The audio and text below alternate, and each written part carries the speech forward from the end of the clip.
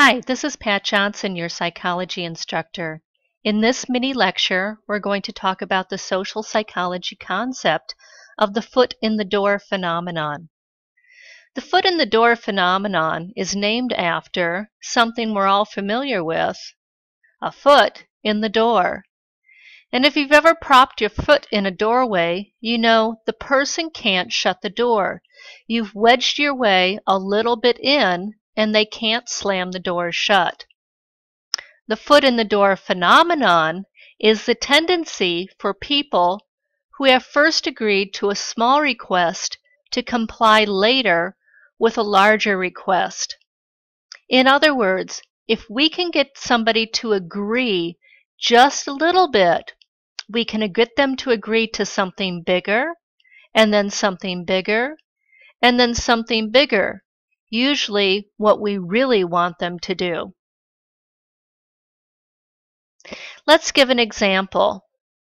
So let's suppose you're out buying a car, and you're not really sure you want to buy a car. You're just looking. The salesman might say to you, well, let's just walk around the lot. See what styles you like. See what colors you like. After that, the salesman might say, well, why don't you just sit in the car?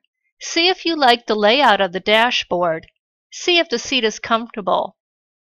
After that, the salesman might say, well, let's just take the car for a quick test drive. See if you like the way it handles. Some car dealerships will even let you take a car home for the weekend with no commitment. This isn't done because of altruism, in other words, big-hearted salesmen. This is done to sink the deal. It's the foot in the door phenomenon.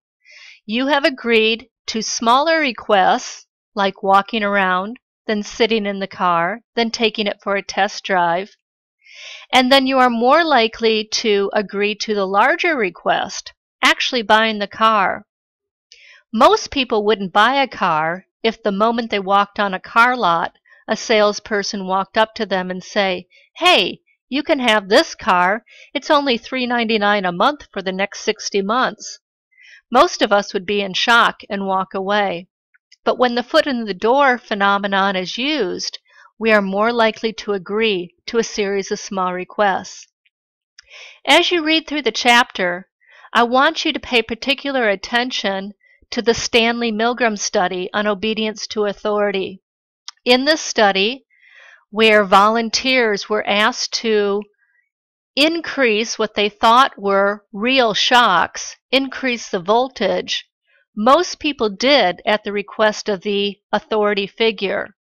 They went from small voltage to larger voltage, all the way up to what they thought was really 450 volts.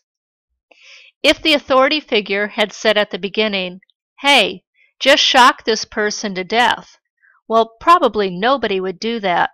But the foot in the door phenomenon was used. People agreed to a series of requests. So that's the foot in the door phenomenon, the tendency to agree to larger requests when there's a whole series of smaller requests.